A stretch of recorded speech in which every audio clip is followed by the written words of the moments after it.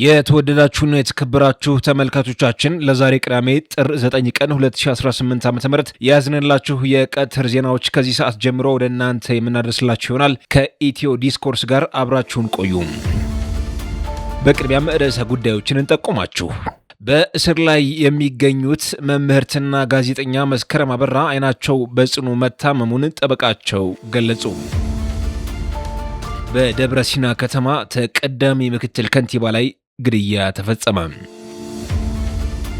አገዛዙ በሳህላ ሰየምት ወረዳ ነዋሪዎችን በአስገዳጅ ሁኔታ ከሰበሰበ በኋላ በፈጸመባቸው የሰው አልባ አውሮፕላን ጥቃት ከ100 በላይ የሚሆኑት መገደላቸው ምንጮች አረጋግጠዋል። ጸደይ ባንክ ከ2 ቢሊዮን ብር በላይ መክሰሩ ተሰማ። ትራምፕ ለግብፅ ደብዳቤ መላካቸው ተነገረ። አብራችሁን ስትቆዩ እነዚህንና ሌሎች መረጃዎችን ይዘንላችኋል። ከዜናዎቻችን ጋር አብራችሁን ስትቆዩ እንጋብዛለን። በእስር ላይ የሚገኙት መምህርት መስከረም አበራ አይናቸው በጽኑ መታመሙን ጠበቃቸው ገለጹ። ከ2 ዓመት በላይ በእስር ላይ የሚገኙት መምህርት መስከረም አበራ አይናቸው በጽኑ መታመሙን ጠበቃቸው ሰለሞን ገዛኸኝ ተናግረዋል። በነ ዶክተር ወንዶሰን አሰፋ መዝገብ ተከሳሾች መካከል አንደኛዋ የሆኑት መስከረም ከዚህ ቀደም ምንም አይነት ህመም ገጥሟቸው የማያውቅ መሆኑን ጠበቃቸው ያስታውሳሉ። ነገር ግን ከቅርብ ጊዜ ወዲህ አይናቸው እጅጉን መታመሙን ጠቅሰዋል። ይሁንና ካለፈው አንድ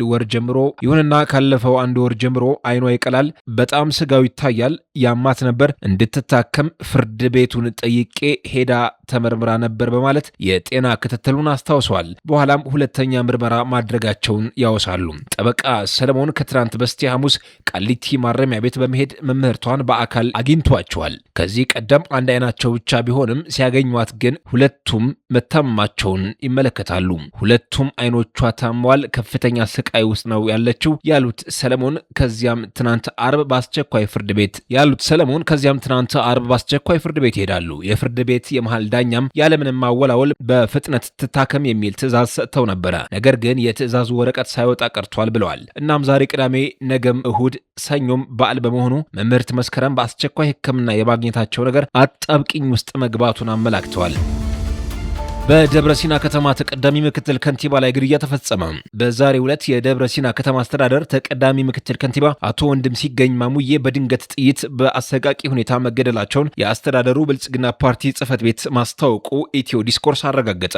አመራሩ ህዝባቸውን ለማገልገልና የከተማዋን ብሩህ ተስፋውን ለማድረግ ደከመኝ ሳይሉ ሲሰሩ የቆዩ መሆናቸውን ፓርቲው ገልጸዋል። ግድያው ባልታሰበ ሁኔታ የተፈጸመና ትልቅ ሀገራዊ ኪሳራ መሆኑን ጠቅሰዋል። እስካሁን ድረስ ጥቃቱን የፈጸመ አካል ማን እንደሆነ በይፋ የተገለጸ ነገር የለም። የከተማው አስተዳደርና የሥራ ባልደረቦቻቸው በክስተቱ የተሰማቸውን ጥልቅ ሐዘን ገልጸዋል።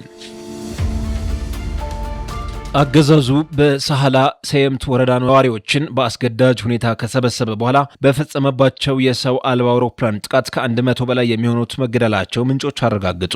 መንግስት ህዝባዊ ኮንፈረንስ በሚል ስም ንጹሐንን ከየመኖሪያ ቤታቸው በግዳጅ ከሰበሰበ በኋላ የድሮን ጥቃት በመፈጸም የበቀል እርምጃ እየወሰደ ነው ተብሏል። ይህ ድርጊት በቀጣይ በክልሉ የተለያዩ አካባቢዎችንም እንደሚቀጥል ተጠቁሟል። ጥቃቱ የተፈጸመው ጥር 7 2018 ዓ.ም ረፋድ በዋግ ኽምራ ብሔረሰብ ዞን ሳህላ ሰየምት ወረዳ ውስጥ በሚገኝ ልዩ ስሙ ሰየም ድልድይ በተባለ ቦታ ላይ መሆኑን የኢትዮ ዲስኮርስ ምንጮች አረጋግጠዋል።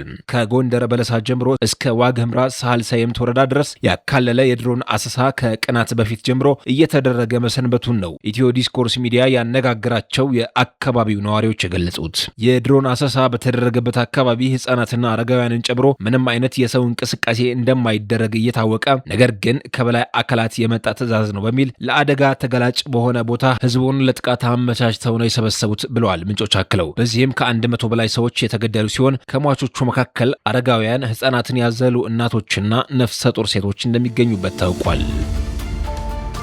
ጸደይ ባንክ ከ2 ቢሊዮን ብር በላይ መክሰሩ ተሰማ። የባንኩ ፕሬዚደንት ከኃላፊነት መልቀቃቸውም ተዘግቧል። የ2017 ሂሳብ ዓመት የሥራ አፈጻጸም ሪፖርት እንደሚያሳየው ባንኩ 2017 የሂሳብ ዓመት የሥራ እንቅስቃሴ 2.13 ቢሊዮን ብር ከስሯል። ኪሳራ ያስተናገደበት መሰረታዊ ምክንያት ሪፖርቱ ላይ በግልጽ ባይቀመጥም ባንኩ የማስተካከያ እርምጃዎች እየወሰደ ስለመሆኑ ግን ታውቋል። ጸደይ ባንክ ላለፉት ዓመታት በተለይም ደግሞ ከ2013 የሂሳብ ዓመት ጀምሮ ያልተቋረጠ ትርፍ ሲያገኝ የቆየ የታየ ቢሆንም በ2017 ሂሳብ ዓመት ትርፋማነቱን አላስቀጠለም። በ2013 ሂሳብ ዓመት 1.36 ቢሊዮን የተጣራ ትርፍ አግኝቶ ነበር። በ2014 ደግሞ ትርፉ ወደ 1.3 ቢሊዮን ከፍ ብሎ ነበር። በዚህ ሁኔታ ቀጥሎ 2016 ሂሳብ ዓመት 1.4 ቢሊዮን ብር ማትረፍ ችሎም ነበረ።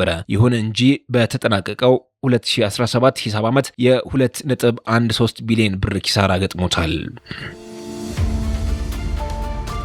ትራምፕ ለግብፅ ደብዳቤ መላካቸው ተነገረ። የአሜሪካ ፕሬዝዳንት ዶናልድ ጄ ትራምፕ በታላቁ የኢትዮጵያ ህዳሴ ግድብ ዙሪያ ለረጅም ጊዜ የቆየውን አለመግባባት ለመፍታት በግብፅ በኢትዮጵያና በሱዳን መካከል ሽምግልና እንደገና ለመጀመር ሀሳብ አቅርበዋል። ይህም ለግብፅ ፕሬዝዳንት አብዱልፈታህ አልሲሲ በጻፉት ደብዳቤ ላይ ተገልጿል። ትራምፕ በጥር 16 ቀን 2026 በጻፉት ደብዳቤ አስተዳደራቸው የናይል ውሃ መጋራት የሚለውን ጥያቄ ለአንዴና ለመጨረሻ ጊዜ በኃላፊነት ለመፍታት ዝግጁ መሆናቸውን አስታውቀዋል። በቀጠናው ውስጥ ያለ ማንኛውም አካል የናይል ውሃን በብቸኝነት መቆጣጠርና በሂደቱ ውስጥ ጎረቤቶቹን መጉዳት የለበትም ብለዋል። የአሜሪካው ፕሬዝዳንት በግድቡ ላይ ያለው ክርክር በግብፅና በኢትዮጵያ መካከል ወደ ትልቅ ወታደራዊ ግጭት እንደማይሸጋገር ተስፋ አድርገዋል። ይህም እነዚህን ውጥረቶች መፍታት በአፍሪካና በመካከለኛው ምስራቅ ሰላምን ለማረጋገጥ ያስችላል ብለዋል። የታቀደው የአሜሪካ አካሄድ ለታችኞቹ ሀገራት ግብፅና ሱዳን በድርቅና በረጅም ድርቅ ዓመታት ወቅት ሊተነበዩ የሚችሉ የውሃ ልቀት መኖር አለበት ብለዋል። በተመሳሳይ ጊዜ ማዕቀፉ ኢትዮጵያ እጅግ ከፍተኛ መጠን ያለው የኤሌክትሪክ ኃይል እንድታመነጭ ያስችላል። ከነዚህ ውስጥ አንዳንዶቹ ለጎረቤቶቿ ሊሸጡ እንደሚችሉ ትራምፕ ጠቁመዋል። ተመልካቾቻችን ለዛሬ ቅዳሜ ጥር 9 ቀን 2018 ዓ.ም ከኢትዮ ዲስኮርስ ጋር ያቀረብንላችሁ የቀትር ዜናዎች በዚህ ተቋጭተዋል። ከመሰነባበታችን በፊት ርዕሰ ጉዳዮችን በድጋሚ እናስታውሳችሁ። በእስር ላይ የሚገኙት መምህርትና ጋዜጠኛ መስከረም አበራ አይናቸው በጽኑ መታመሙን ጠበቃቸው ገለጹ። በደብረ ሲና ከተማ ተቀዳሚ ምክትል ከንቲባ ላይ ግድያ ተፈጸመ። አገዛዙ በሳህላ ሰየምት ወረዳ ነዋሪዎችን በአስገዳጅ ሁኔታ ከሰበሰበ በኋላ በፈጸመባቸው የሰው አልባ አውሮፕላን ጥቃት ከ100 በላይ የሚሆኑት መገደላቸው ምንጮች አረጋግጠዋል። ጸደይ ባንክ ከ2 ቢሊዮን ብር በላይ መክሰሩ ተሰማ።